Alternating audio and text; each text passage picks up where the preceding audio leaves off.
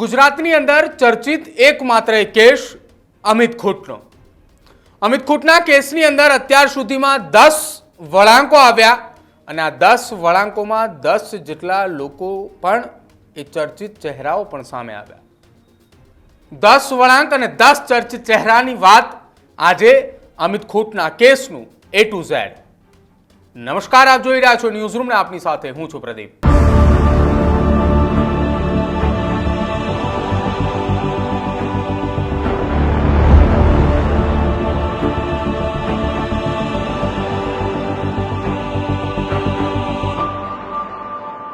રાજકોટ ખાતે 3 મેના રોજ રીબડાના અમિત ખૂંટ સામે દુષ્કર્મની ફરિયાદ થાય છે.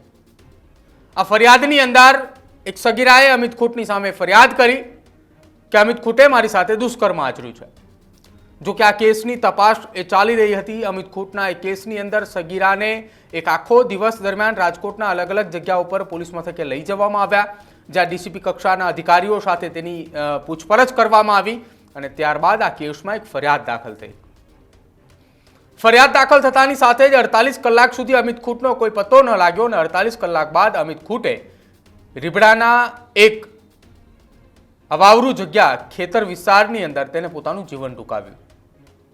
હવે આ કેસની અંદર પહેલો વળાંક એ હતો કે અમિત ખૂંટની સામે ફરિયાદ થઈ, ત્યારબાદ આ કેસમાં બીજો વળાંક એ અમિત ખૂંટે પોતાનું જે જીવન ટૂંકાવ્યું તે.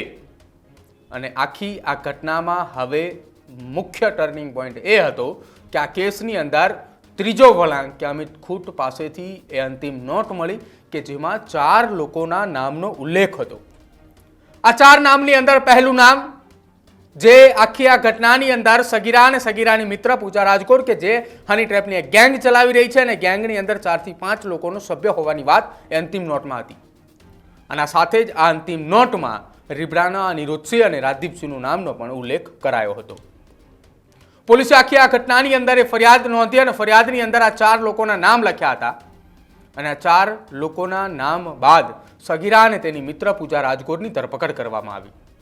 આ બંનેની ધરપકડ થઈ, પૂછપરછ થઈ અને અહીંયા વળાંક નંબર 4 કે સગીરાની ધરપકડ, તેની મિત્ર પૂજા રાજગોરની ધરપકડ અને બાદમાં 3 જેટલા નવા નામો આવ્યા. આ 3 નવા નામો આવતાની સાથે જ રાજકોટથી શરૂ થયેલા કેસ રીબડા, ગોંડલ અને કનેક્શન છે જૂનાગઢ સુધી પહોંચ્યું. પૂજા રાજગોર અને સગીરાની પૂછપરછની અંદર જૂનાગઢના મિસ્ટર એક્સ તરીકે એક વ્યક્તિનું નામ આવ્યું. તપાસમાં એ મિસ્ટર એક્સ એટલે રહીમ મકરાણી ખુલ્યું અને 2 નવા નામ ખુલ્યા, જેમાં એડવોકેટ દિનેશ પાતર અને સંજય પંડિતની સામે સવાલો ઉઠ્યા હતા. તેમની પણ અટકાયત કરવામાં આવી હતી અને અટકાયત બાદ કોર્ટની અંદર હાજર કરવામાં આવ્યા. આખરે 3 દિવસ બાદ આખી આ ઘટનાની અંદર તેમને જામીન પણ મળ્યા હતા. જોકે પોલીસનું એવું કહેવું છે કે સગીરા અને તેની મિત્ર પૂજા રાજગોર આ બંને એડવોકેટના નામ આપ્યા હતા. હવે આ કેસની અંદર જે 5મા નંબરનો ટર્નિંગ પોઈન્ટ એ ખૂબ મહત્વનો અને સૌથી મોટા આક્ષેપોવાળો ટર્નિંગ પોઈન્ટ આ 5મા નંબરથી શરૂ થાય છે અને 10 નંબર સુધી રહે છે. જેમાં 5મા નંબરની અંદર શરૂઆતી તબક્કાની અંદર એવી ચર્ચા ચાલે છે કે બંને એડવોકેટની આખી આ ગુનાની અંદર સંડોવણી હતી. જો કે 3 દિવસ બાદ બંને એડવોકેટને જામીન મળે છે અને જામીન મળ્યા બાદ જયરાજસિંહ સામે આક્ષેપો આ બંને એડવોકેટમાંથી દિનેશ પાતર અને સંજય પંડિત દ્વારા કરવામાં આવે છે. સંજય પંડિત અને દિનેશ પાતર દ્વારા એવા આક્ષેપો લગાવવામાં આવે છે કે અમે જયરાજસિંહ સામેના જેટલા પણ વ્યક્તિ છે એની તરફેણમાં અમે કેસ લડી રહ્યા છીએ, એટલા માટે અમને આ કેસમાં ફિટ કરવામાં આવ્યા. જો કે ત્યારબાદ આખી આ ઘટનાની અંદર જ્યારે સગીરાની ધરપકડ થઈ હતી ત્યારે તેને સગીરાને વડોદરાના એક શેલ્ટર હોમ ખાતે ખસેડવામાં આવી હતી અને ત્યાંથી તેને જામીન મળતાની સાથે જ તે પોતાના નિવાસ સ્થાને પરત ફરી હતી. ત્યારબાદ સગીરાએ થોડા દિવસો પહેલા રાજકોટની એક કોર્ટની અંદર જજ સમક્ષ નિવેદન આપ્યું અને એ નિવેદન આપતાની સાથે જ આખા આ કેસની અંદર અત્યાર સુધીનો સૌથી મોટો સ્ફોટક આ કેસની અંદર નવો વળાંક આવ્યો. સ્ફોટક નવા વળાંકની અંદર જો વાત કરવામાં આવે તો સગીરાએ જે જજની સમક્ષ નિવેદન આપ્યું તેમાં તેણે કહ્યું કે મને આ પ્રકારની જુબાની આપવા માટે જયરાજસિંહ જાડેજા અને ગણેશ ગોંડલ દ્વારા કહેવામાં આવ્યું હતું, મારા પરિવારના ઉપર દબાણ કરવામાં આવ્યું હતું, એટલા માટે મેં આ પ્રકારનું નિવેદન આપ્યું. આ આક્ષેપો સીધા જ એ ગોંડલના જયરાજસિંહ જાડેજા અને ગણેશ ગોંડલની સામે લાગ્યા. અત્યાર સુધીની જો ભૂતકાળની વાત કરવામાં આવે તો ભૂતકાળમાં આક્ષેપો એવા લગાવ્યા હતા કે અનિરુદ્ધસિંહ અને રાજદીપસિંહ દ્વારા આખી આ ઘટનાની અંદર અમને આ પ્રકારના નિવેદનો આપવા માટે કહેવામાં આવ્યું હતું કે જેના કારણે અમારું ફ્યુચર બની જશે. જો કે રાજકોટની કોર્ટમાં જજ સમક્ષ નિવેદન આપ્યા બાદ તેમણે તેવું કહ્યું કે આ કેસની અંદર અનિરુદ્ધસિંહ અને રાજદીપસિંહને અમે ક્યારે મળ્યા નથી. અમને જયરાજસિંહ અને ગણેશ ગોંડલ દ્વારા આ પ્રકારનું કહેવામાં આવ્યું હતું.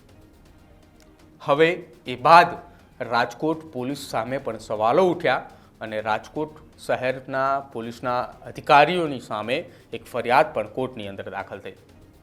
આ કેસની અંદર સગીરા અને તેની મિત્ર પૂજા રાજગોરને ગોંધી રાખવામાં આવી હોવાના આક્ષેપો એ પોલીસ સમક્ષ લાગ્યા એટલે સવાલોના ઘેરાની અંદર રાજકોટ પોલીસ પણ આવી. અત્યાર સુધીના આ તમામ આક્ષેપો, અત્યાર સુધીના આ તમામ એ જે વળાંકો આવ્યા હતા એ વળાંકો સગીરા, અમિત ખોટ સાથે જ રાજકોટ, રીબડા, ગોંડલ અને જૂનાગઢ સાથે સંકળાયેલા હતા. પરંતુ આ કેસની અંદર સૌથી મોટો અને સ્ફોટક વળાંક એક એ પણ હતો કે જેમાં સગીરાના પિતાનો એક વિડીયો એ સામે આવ્યો, જેમાં તેમની દીકરીએ લગાવેલા આક્ષેપો એ ખોટા હોવાનું એ વિડીયો મારફતે તેમણે જણાવ્યું. તેમણે એવું જણાવ્યું કે આ કેસની અંદર જયરાજસિંહ જાડેજા અથવા ગણેશ ગોંડલનો કોઈ હાથ નથી. મારી દીકરીએ ખોટા નિવેદનો આપી રહી છે અને કોના કહેવાથી એ નિવેદનો આપી રહી છે તે મને નથી ખબર. આ પ્રકારનો વિડીયો એક સોશિયલ મીડિયાના માધ્યમથી સામે આવ્યો હતો. જો કે ત્યારબાદ સગીરાના પિતા અને એડવોકેટ આ બંને વચ્ચેની એક ઓડિયો ક્લિપ સામે આવી, જેમાં સગીરાના પિતાએ એવું કબૂલ કર્યું કે મને તેમના માણસો આવીને ડરાવી અને ધમકાવી આ પ્રકારનું વિડીયો રેકોર્ડિંગ કરાવીને ગયા છે. આ વાત જે ડરાવી અને ધમકાવીની વાત કરી રહ્યા હતા એ વાત જયરાજસિંહનું નામ લઈને તેઓ બોલ્યા હતા. જો કે આખી આ ઘટનાની અંદર અનેકે ટર્નિંગ પોઈન્ટો આવ્યા, અનેકે વળાંકો આવ્યા, પરંતુ તેમ છતાંય આ કેસના મૂળની અંદર શું છુપાયેલું છે તે હજુ સુધી સામે ન આવ્યું. સગીરાના પિતા અને એડવોકેટની ઓડિયો ક્લિપ એ સામે આવતાની સાથે જ ચર્ચાનું કેન્દ્ર બન્યું હતું કે શું હકીકત આ કેસની અંદર છુપાઈ રહી છે. જો કે ઓડિયો ક્લિપ સામે આવ્યાની લગભગ 24 થી 36 કલાક બાદ સગીરાના પિતા એડવોકેટના ઘરે પહોંચે છે અને એડવોકેટના ઘરે પહોંચતાની સાથે જ તેવું કહે છે કે મારી દીકરી અને મારી પત્નીને અહીંથી હું લેવા માટે આવ્યો છું. આ કેસના આ આખી ઘટનાના સીસીટીવી એડવોકેટ દ્વારા જાહેર કરવામાં આવ્યા હતા અને તેમાં તેમણે કહ્યું હતું કે મારા ઘરે એ સગીરાના પિતા આવ્યા હતા. એ કોના કહેવાથી આવ્યા છે, શું આવ્યા છે, કોઈને ખબર નથી. પહેલા તેઓ ઘરે આવ્યા, ત્યારબાદ એવું કહ્યું કે મારી દીકરી અને મારી પત્નીને હું લેવા આવ્યો છું. જ્યારે એવો જવાબ આપ્યો કે તેઓ ઘરે નથી ત્યારે તેઓ ત્યાંથી જતા રહ્યા. પરંતુ થોડી વાર બાદ એ પરત ફર્યા અને તેમણે એવું કહ્યું કે જ્યાં સુધી તેઓ નહીં આવે, જ્યાં સુધી તેઓ ઘરે હું એમને નહીં લઈને જાઉં અહીંથી, ત્યાં સુધી હું અહીંથી ઘરે નથી જવાનો. આવી પણ એક વાત એ સામે આવી હતી. જો કે બાદ સગીરા દ્વારા એક વિડીયો પણ સોશિયલ મીડિયાના માધ્યમથી એક વાયરલ કરવામાં આવ્યો હતો. પરંતુ આખી આ ઘટનાની અંદર અત્યાર સુધીના 10 વળાંકો, આ કેસની અંદર કેસ કઈ દિશામાં જઈ રહ્યો છે એ પણ પોલીસ હજી તપાસની અંદર છે. પોલીસ પણ એ વિચારમાં છે કે આ કેસ એક બાદ એક નવા વળાંકો આવી રહ્યા છે, આ કેસમાં એક બાદ એક નવા નામો આવી રહ્યા છે. તો આ કેસની અંદર અત્યાર સુધી એ થઈ શું રહ્યું છે? જે 10 વળાંકો મેં આપણે કહ્યા હતા એ 10 વળાંકોના આધારને લઈને જે નામો એમાં ચર્ચામાં આવ્યા હતા, જેમાં સૌથી પહેલા અનિરુદ્ધસિંહ, રાજદીપસિંહ, ત્યારબાદ એ સગીરા અને સગીરાની મિત્ર પૂજા રાજગોર, ત્યારબાદ રહીમ મકરાણી અને એ પછી ગોંડલના 2 એડવોકેટ સંજય પંડિત અને દિનેશ પાથર. ત્યારબાદ સગીરાએ કોર્ટની અંદર આવીને જે નિવેદન આપ્યું એ નિવેદન બાદ જયરાજસિંહ જાડેજા અને ગણેશ ગોંડલ અને આખી આ ઘટનાની અંદર જયરાજસિંહ જાડેજા અને ગણેશ ગોંડલની સામે જે આક્ષેપો થયા એ આક્ષેપો બાદ સગીરાના પિતાનો સોશિયલ મીડિયાની અંદર વિડીયો વાયરલ થયો અને સગીરાના પિતાનો સોશિયલ મીડિયાના માધ્યમથી વિડીયો વાયરલ થતાની સાથે જ આ કેસની અંદર ચર્ચામાં તેઓ પણ આવ્યા. લગભગ છેલ્લા 1.5 મહિના કરતાં વધારે સમયથી આ કેસ ખૂબ ચર્ચાની અંદર છે. આ કેસની અંદર અત્યાર સુધી અનેક વળાંકો આવ્યા, પરંતુ આ કેસની અંદર શું સત્ય છે અને શું આ કેસની અંદર રહસ્ય ઘેરાઈ રહ્યું છે એ તપાસ હજુ પણ યથાવત છે. આ કેસની અંદર ન તો હજુ સુધી અનિરુદ્ધસિંહ અથવા રાજદીપસિંહ કે સાથે જે મિસ્ટર એક્સ તરીકે ચર્ચા થતો એ રહીમ મકરાણી, એમાંની કોઈ પણ વ્યક્તિની હજુ સુધી અટકાયત કે નથી કરવામાં આવી અથવા તો હજુ સુધી આ કેસની અંદર આ તમામ લોકોમાંથી કોઈ પણ વ્યક્તિની કઈ જગ્યાએ છે, શું છે એ પોલીસને એક પણ લીડ નથી મળી. જો કે આ આખી ઘટનામાં જ્યારથી 3 તારીખથી ફરિયાદ નોંધાઈ ત્યારથી લઈને આજ દિવસ સુધી જે 1.5 મહિનાનો જેટલો સમયગાળો વીત્યો છે, સમયગાળા દરમિયાન સતત આ કેસની અંદર પોલીસો સામે સવાલ ઉઠી રહ્યા છે. તેમ છતાંય પોલીસની કાર્યવાહી ક્યાં પહોંચી, શું પહોંચી એ પણ અંધારામાં તીર મારવા બરાબર છે. તમારું શું માનવું છે અમિત ખૂટ કેસની અંદર આવેલા 10 વળાંક અને 10 ચર્ચિત આ નામ એ ખાસ અમારા કમેન્ટ સેક્શનમાં જરૂર જણાવજો. જોતા રહેજો ન્યૂઝરૂમ. નમસ્કાર.